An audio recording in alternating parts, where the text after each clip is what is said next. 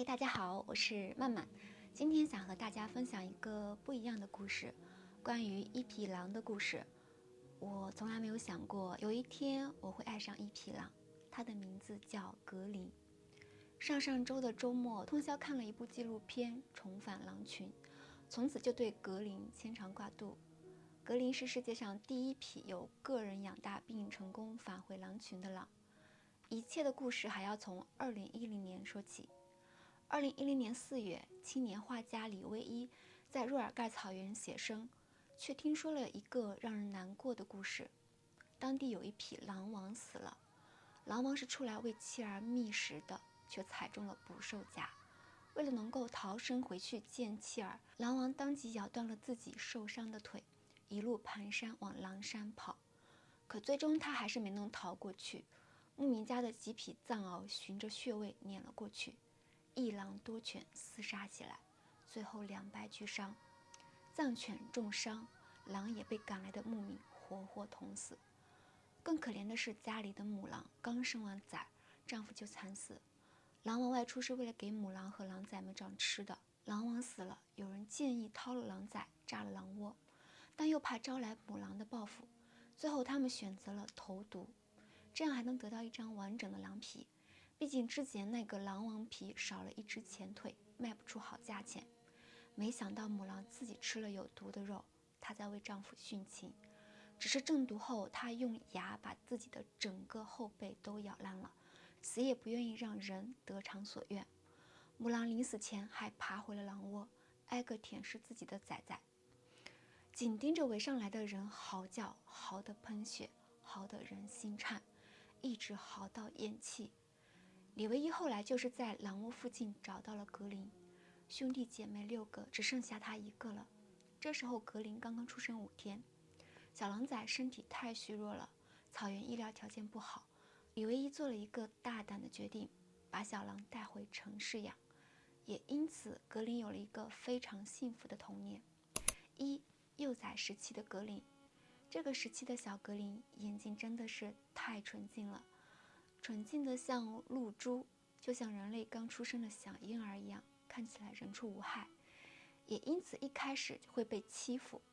李维一家里还养了一只叫狐狸的博美犬，小格林的到来分走了狐狸的专宠，狐狸就吃醋，还去找李维一的父母，也就是他们的爷爷奶奶告状，说家里来了一只小狼，但他的狗言狗语，爷爷奶奶们没听懂，狐狸只能丧气地回来。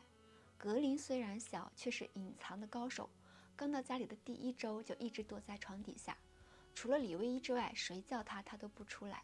爷爷奶奶们更不会发现家里多了一匹小狼崽了。也因此这1周，小狼崽拉的屎撒的尿都算在了狐狸的头上。狐狸被爷爷骂了一通，心里委屈极了，张口就要咬小狼，却被妈妈李维一阻止了。狐狸要包容，被分走了母爱，还背了锅，狐狸可忍不下这口气，终于有一天找到机会报复了回来。那一天，李维一正在做家务，突然听到小狼在嗷嗷叫，走近了之后才发现小狼被辣椒辣到了。原来狐狸偷偷在他的牛奶里加了一整个辣椒。李维一又气又急，把小狼抱起来安慰。不过这次的事也给了李维一一个小启发，小狼越长大越淘气，总是乱咬东西，别的倒罢了，还乱咬电线。电线可不是玩的，一不小心会丢了小命。可怎么劝小狼都改不了。李维一想起了辣椒牛奶，就使坏的在电线上涂了芥末。小狼又来咬电线了，不出所料吃了一嘴的芥末，芥末的劲儿上来了，小狼在地板上抓心挠肝的折腾。不远处的狐狸疯狂憋笑，眼睛里都是幸灾乐祸。可小狼不长记性，还是乱吃东西。有一天，李维一突然看到小狼满嘴白沫朝自己扑来，吓了一大跳，以为他得了狂犬病，情急之下就用扫把打了小狼的脑袋。查看小狼的时候，李维一觉得有一点不对劲，因为他闻到了一股很清新的味道，大脑疯狂的运转，终于明白了，小狼偷吃了牙膏，怪不得口气那么的清新。狼是很记仇的，这件事之后，他就特别讨厌家里的扫把。明明打他的是妈妈李维一，但小狼不恨妈妈，就恨扫把。从此家里的扫把遭了殃，小狼见到扫把就咬，霍霍了4、5个扫把。看到小狼崽这么淘，觉不觉得很像一个小狗仔？其实不然哦，小狼崽跟小狗完全不一样。刚刚1个月的时候，小狼就能抱着一个大大的肉骨头啃。刘一他们一直拿着骨头不方便，就用一根绳子绑在骨头上让它咬。结果小狼崽快速判断出了绳子和肉骨头的关系，直接把绳子咬断了，把整个肉骨头抢走继续啃。这个时候小狼崽才1个月啊，还没有断奶呢，就有了这样的智慧和韧劲儿。狼毕竟不是狗，狼爪不是为了水泥地而生的，它的基因里拷贝着狼族特有的生存密码。李维一就经常把格林带去郊外玩耍，格林在户外第一次展现了狼的猎杀本性，狐狸当时也在，吓坏了，从此再也不敢招惹格林了，完全忘了格林刚来时狐狸自己还端着大哥的架子。除了生来携带狼族基因，格林还是一个接受过现代多媒体教育的狼，称得上是狼中博士。格林从小就用电脑观看节目，还是中英双语教学。不仅如此，他还会自己开电视，自己用遥控器换台。发现格林爱看电视后，李维一就准备了很多教学素材，所以格林看过几十部关于狼的纪录片。跟着电视，他学会了狼嚎，学会了捕鱼。捕鱼可能是他以后回归狼群的独家技能，但千万不能给他看悲情片，不然他会难过到半夜鬼哭狼嚎，整栋楼的人都不能睡了。学会捕鱼后，格林开始霍霍小区里的池塘了，不仅抓鱼，还抓乌龟。鱼他美滋滋的吃了，乌龟却让他吃了一个大亏，他咬不动。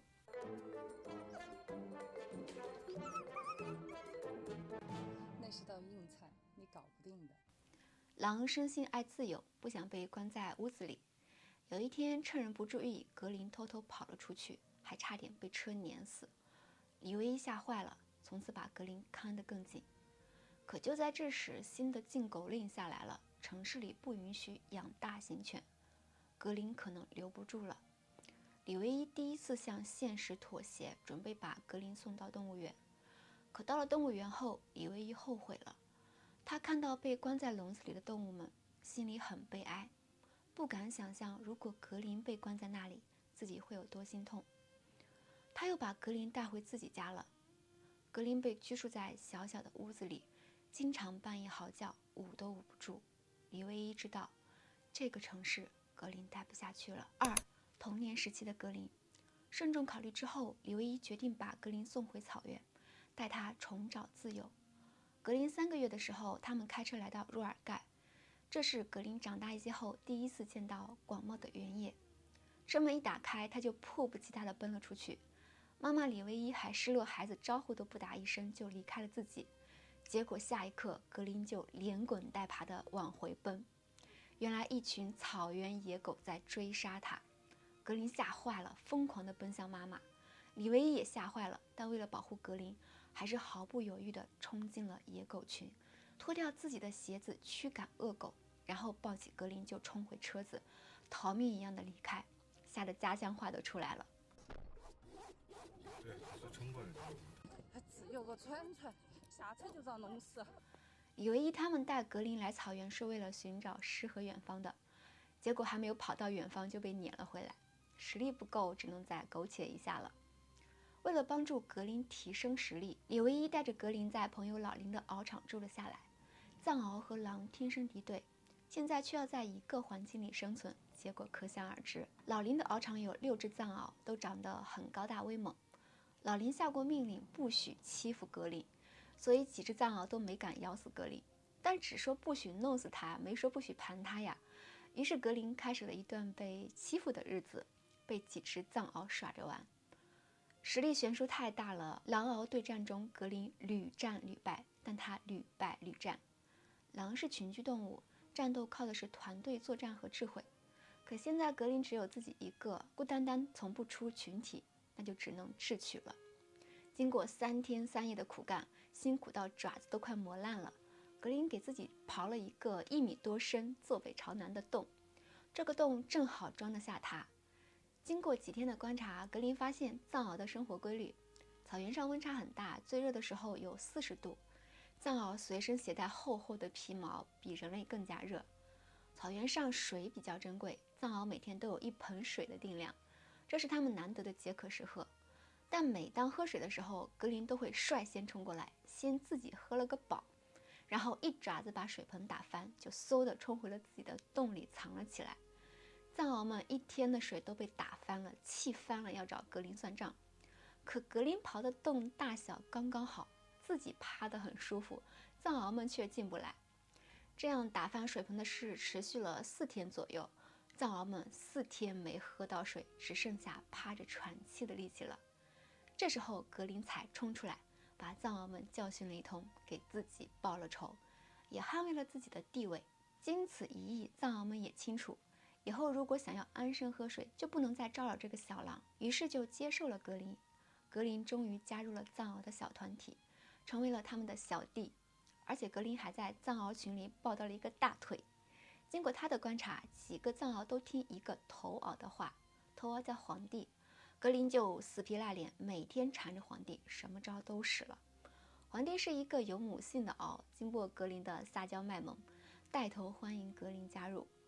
从此獒场就有了一个奇特的场景，小狼和他的狗仔队们，每天格林在前面疯跑，藏獒们就排队跟在他后面一起跑，于是处成了兄弟。几个藏獒们还是会继续盘格林，不过是嬉闹的盘，都快把格林盘包浆了。拿下几只藏獒兄弟后，格林开始正式学习捕猎，他要自力更生。格林一开始选中的捕猎对象是鼠兔，这个小东西在草原上四处打洞，严重破坏了草原。格林是孤儿，没有狼爸狼妈们教他，李维一只能硬着头皮自己负担起教儿子捕猎的重任。可他也不懂捕猎，一天下来毫无收获。看着妈妈在草原上扑腾一天一无所获，格林慢慢确定妈妈不擅长捕猎了。或许就是因为这儿，他才会在妈妈窗前晒老鼠干吧，因为心疼妈妈没吃过。后面他长大后才会经常给李维一送吃的，因为在他的想法里，妈妈捕猎太菜，他怕妈妈会饿到。不过李维一虽然是青铜，却教出了王者。人教版小狼经过一段时间的训练，终于捕到了第1只鼠兔，母子俩都惊得坏了。有了第1次成功，格林后面捕捉鼠兔就越来越熟练，很快就把老林獒场的鼠兔抓完了。隔壁獒场的人羡慕坏了，专门请格林去他的獒场帮忙灭鼠兔。也就是这次，引发了2个獒场的大战。格林从小被人养大，到了老林的獒场后，几个藏獒兄弟们后来也很护着他，让他误以为所有的人和物都是这样的。可是隔壁獒场的藏獒们根本不接受他，差点把他咬死。李维一是从藏獒嘴里抢下他的命的。抱着好不容易抢回来的格林，李维一还惊魂未定。格林伤得太重了，脸颊被咬穿，狼牙折断，颈动脉险些撕裂，嘴巴都张不开，无法进食。李维一把格林抱在怀里安慰，他有点后悔了。格林刚出生没2天就被掏了窝，后来被李维一带去城市。稍微长大一些后，城市也容不下他，他们只能来草原寻找自由。这一路上，他们步步小心，却步步凶险。之前李维一一直安慰自己，自食其力并承担危险，是追求自由的必然代价。可如果这个代价是格林的生命，他还能舍得吗？格林被咬伤后，老林的藏獒们每天都来安慰他。虽然一开始是格林死皮赖脸缠着他们，但到了后面，他们已经把格林当作小兄弟了。现在自己兄弟被欺负了，他们势必要替兄弟报仇。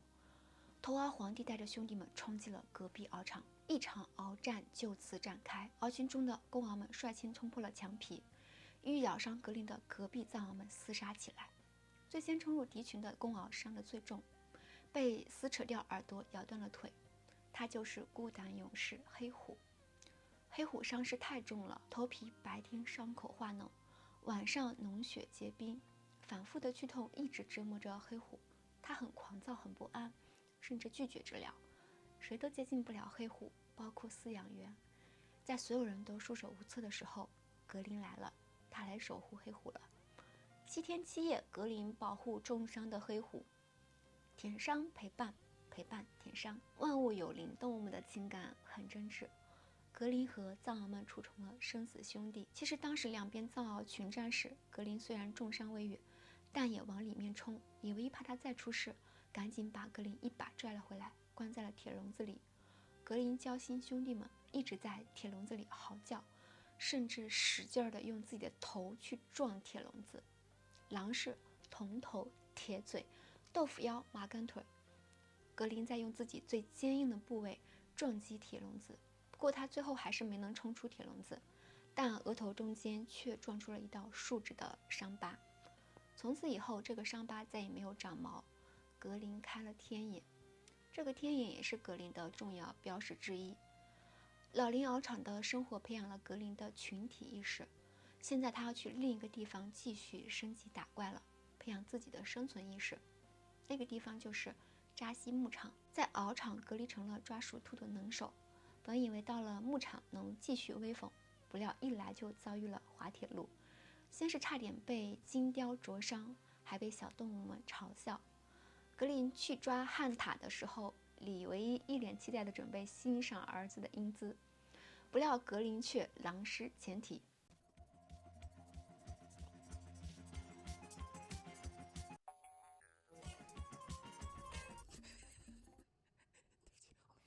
看到一步三跟头的格林，小动物们惊呆了，从来没有见过这样的狼。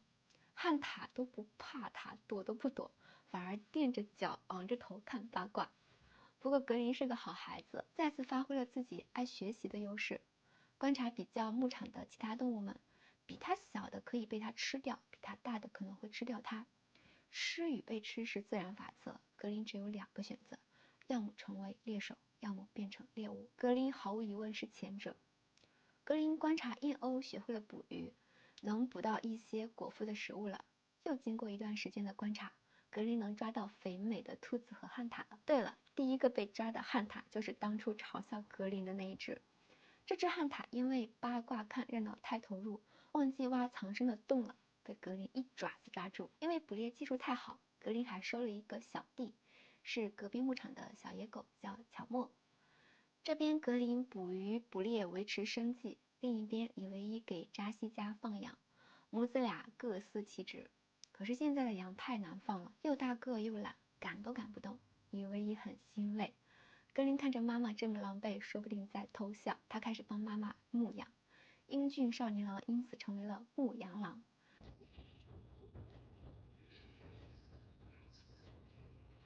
从这天开始，格林每天先去捕猎，捕到足够的食物后就去帮妈妈放羊。1个月下来，扎西家的羊长得贼快，而且一只都没有丢哦。优秀的扎西都想雇佣这个童工郎了。多欣赏，不能动嘴。可怜的牧羊郎只能看不能吃，馋得哈喇子流了一地。格林越来越聪明了。有一天，李维一发现到饭点了，格林还没有出现，就觉得有事儿，吃饭不积极，肯定有问题。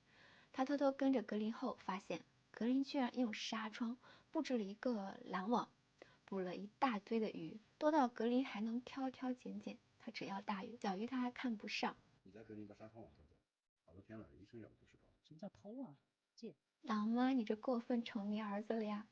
不过也对，读书郎的拿怎么能叫偷呢？那肯定是借。但有一说一，格林真的是聪明又狡猾，怪不得乔莫喜欢追随格林。领导更重要的是脑子，跟上好领导有肉吃。一转眼到草原快2个月了，再多一些时间，格林真的有希望回归原野。可是，一场突如其来的冰雹打断了他们的进程。李维一生病了，只能带着格林回到老林的熬场。李维生病期间，格林一直守在窗户外，无论是刮风还是下雨都不走。他没有心思和藏獒朋友们打闹，也没有心思去捕猎，就隔着玻璃窗眼巴巴地看着妈妈，生怕自己一个不留神就再也见不到妈妈了。李维一的病情越来越严重了，已经从感冒转变成了有致死风险的肺水肿。听着屋里传来妈妈的咳嗽声，格林急得在外面不停地转圈圈，嚎叫，用爪子扒着窗户想看清楚妈妈，眼睛顺着眼角流了下来。格林他哭了。格林这个时候也才5个月，还是个孩子，他不知道怎么救妈妈。在狼的意识里，能吃就能活。格林奔出去，挖出了自己藏起来的保命食物。平时抢食、护食、藏食几乎亡命的小狼崽，毫不犹豫地把自己的救命粮给妈妈送来了。李维一的病情不能耽误，他下定决心要回成都养病。回去的车子飞快地开，格林拼命在后面追，赶都赶不走。他不知道妈妈走了之后还能不能回来，还会不会回来，什么时候回来。他甚至以为妈妈要死了。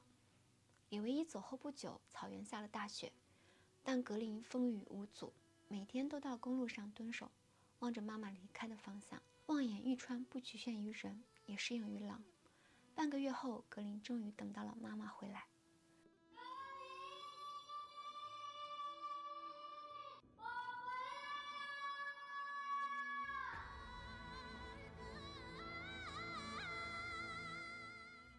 妈妈回来了，可是獒场却变了，藏獒兄弟们散了。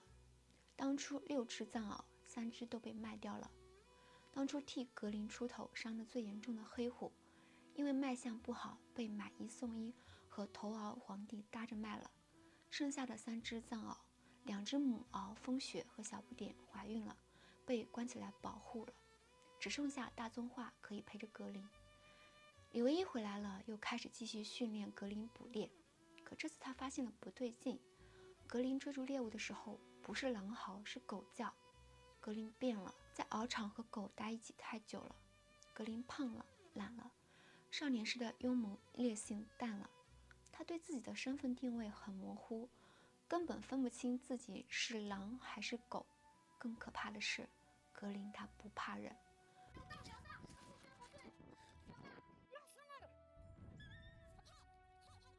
狗不怕人没事，狼不怕人就死定了。在人类中长大的格林已经把人当成了亲近的伙伴，对人类没有丝毫的戒心。可是人类对狼却有着莫名的恐惧和憎恨。格林有狼牙、狼皮、狼肉等，如果不懂得保护自己，很容易会被人类诱杀。只有重返狼群，才能保证格林的生存。父母之爱子，则为之计深远。因为这个原因，大病初愈的李维一决定重新带着格林深入草原，去格林出生的地方，尝试寻找剩余的狼群。临走前，李维一特意带着格林去和剩余的藏獒们告别。大棕化被铁链子拴在木桩上，格林一直在研究木桩子，仿佛想要带走好兄弟。可他们是带不走藏獒的。藏獒的悲剧是被人爱、生产、囚禁；狼的悲剧是被人恨、灭种、绞杀。格林要走了，大棕化硬生生地挣脱了绳索，在草原上狂奔追逐自己的兄弟。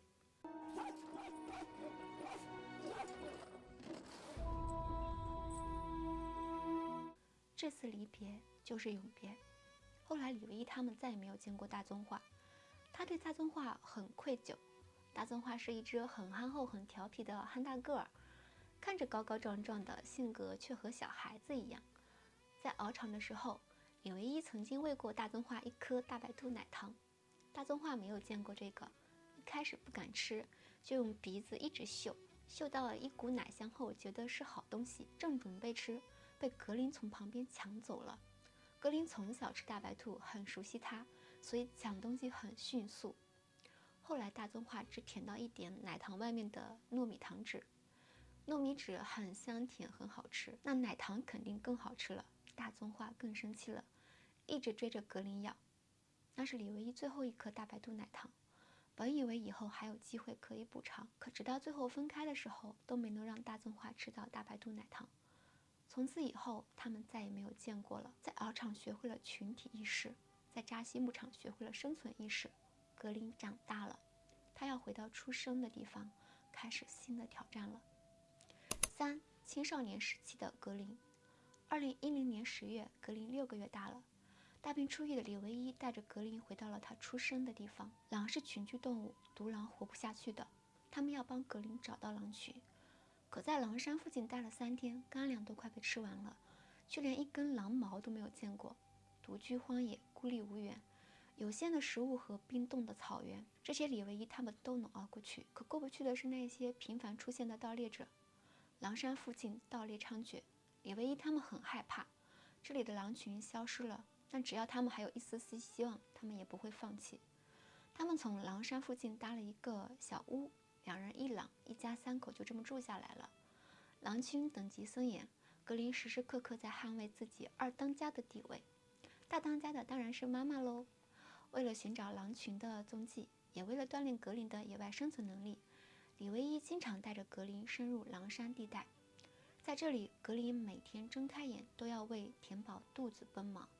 虽然日子过得很辛苦，但李维一他们会苦中作乐。每个狼群家族都有属于自己的旋律，李维一家的旋律是传奇，只是因为在人群中多看了你一眼，再也没能忘记你容颜。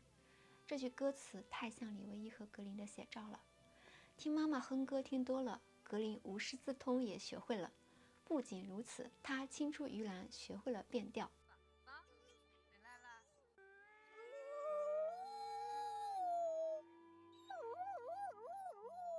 在歌声中，格林长大了，第一次见到了同类一匹独狼。因为离开狼群太久，格林还有一点迷茫，不知道那是自己的同类。对面的独狼也很诧异，格林一匹狼怎么会和2个人类在一起呢？看着格林1步3回头地跟着独狼走，李维一眼睛有一些湿润。可第2天一大早，格林一瘸一拐地回来了，他受伤了，格林的腿被咬穿了。李维一心疼坏了，孩子肯定是被欺负了，伤心地回来找妈妈。本来以为只要格林一来，留下一些狼的气息，同类们就会来接格林回家。可现实却给了他们当头一棒，送一只有人类养大的狼回归狼群，没有他们想的那么简单。格林身上人类的味道太重了，狼群是不会接受他的。遇到1匹狼之后，遇到一群狼还远吗？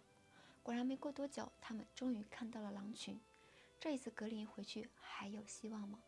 李维一催着格林赶快过去，格林也颠颠地过去了。可孩子从小被爸妈疼爱着长大，自信底气足，尾巴一甩一甩的，完全不会夹着尾巴做狼。李维一都担心他会被揍。可是格林和狼群接头后，只聊了几句就回来了。一峰很疑惑，格林咋又回来了呢？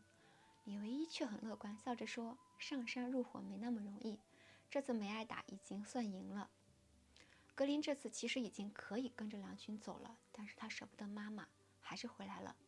他不知道的是，妈妈对他的期待也很简单，只希望他勇敢、自由有伴。可就这么简单的期望却难以实现。一场沙尘暴结束后，牧民们带着羊群来了。格林现在还很小，没有捕猎牛羊的能力，可没过几天就陆续有牧民们上来讹诈，他们诬陷格林吃了自己的羊。除了牧民，盗猎者们也上门了，他们诬陷格林吃了自己10几只羊，想抢走格林。危险逼近，格林却一无所知。李维一第一次打骂了格林。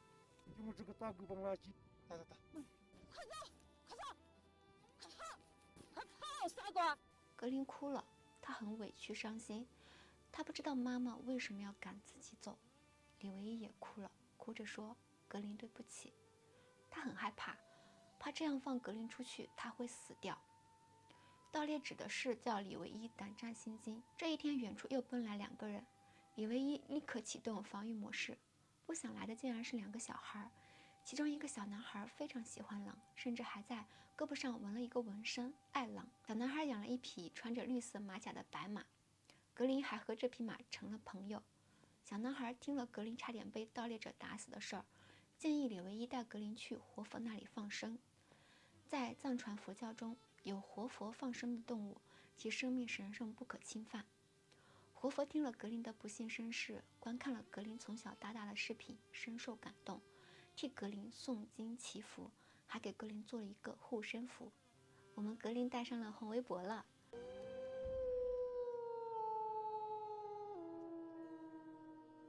众生平等，人狼也可以共舞于天地之间。惩罚狼群有一段特别神性的片段，格林和妈妈月下共舞。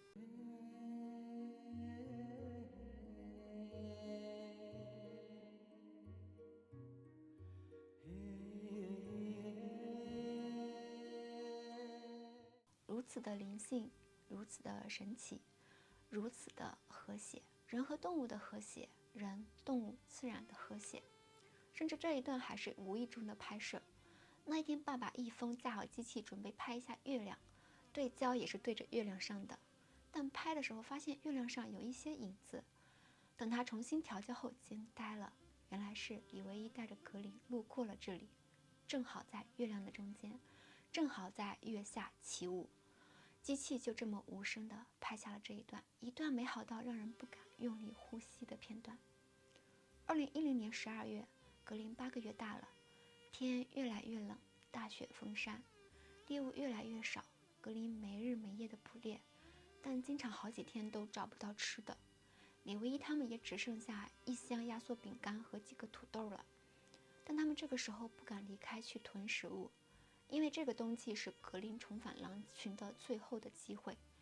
错过这个冬季，格林就成年了，狼群几乎不可能接受一个成年狼。如果不能重返狼群，格林的一生也毁了。李维一他们饿肚子，那格林呢？这一天一大早，格林就鬼鬼祟祟的，狼爸狼妈跟在后面偷偷看。格林正在把好不容易捕猎到的食物藏起来，实在没吃的了，李维一把兔子拿走了。格林回来后发现兔子没了，孩子气坏了，一直嗅啊嗅，扒啊扒，最后扒出来了压缩饼干，也嗅到了妈妈的味道。这一段有一些可爱好笑，也有一些心酸和心痛。格林最后在努力地啃压缩饼干。格林是不是在想，算了，今天我吃压缩饼干吧，让爸爸妈妈吃肉吧。原来妈妈喜欢吃兔子啊，她不喜欢吃老鼠。在雪地里啃压缩饼干的格林，特别像是苦中作乐的傻小子。按照狼的习惯，藏食物的时候十分警惕，一旦藏食的地点暴露了，就坚决不会用了。一峰猜测格林下次肯定不会再把猎物放在之前的地方了，但格林却还是把猎物埋在了老地方。埋之前，格林还往小房子方向看着爸爸妈妈，仿佛在说，我给你们带吃的来了，你们别忘了。小时候格林护士一峰开玩笑说他6亲不认，现在格林自己都吃不饱，好不容易捕到一些猎物，还要给爸爸妈妈送来。他知道爸爸妈妈也很饿。格林就像一个起早贪黑养家的孩子，那个埋藏食物的雪窝子像是一个家庭冰箱，妈妈李维一往里面藏饼干，格林就往里面埋肉。这个时候的格林其实完全有能力独立生存了，完全可以离开，但格林总是回到爸爸妈妈身边。在狼山的这段时间，已经不是他们在养格林，而是格林在养他们了。这段日子让李维一明白了格林对食物的珍视和尊重，也明白了从小到大为什么每次自己回来，小格林都会热烈地欢迎他。因为在狼的世界里，生存不易，觅食艰难，亲人的每一次外出都可能面临着殊死搏杀，这一去可能是生离死别，再见面必定是劫后余生。能带着食物回家太艰难太珍贵了。明白这个道理后，每次格林捕猎回来，李维一和一峰也会用最激烈的拥抱欢迎格林。就这么彼此依偎着苦等了几个月，终于等来了一个狼群。这一天，李维一外出探路，却摔进了冰河里。看到妈妈摔倒，格林急坏了，绕着妈妈团团转了几圈，然后跑远了。李维一怕他出事，因为远处有牧民，他让一峰看紧格林。也就是在这里，一峰拍到了让所有人都泪目的一幕：格林牵着一匹马回来了。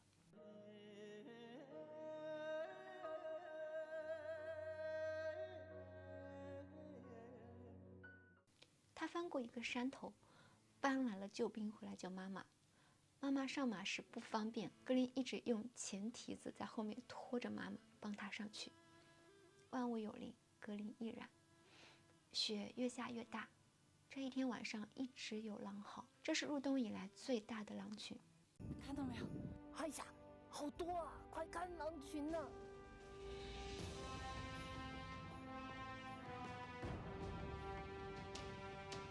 一大群狼向远处迁徙，格林却仿佛在原地定住了不动。李维一急坏了，让他快叫住同伴，格林却喊出了狗叫。眼看着狼群越走越远，李维一和一峰一起学狼嚎。还挂起爪子，快喊他们撒一脚！格林，快叫你的同伴，快叫你的同伴，快叫，快叫，快叫！加油，加油，格林！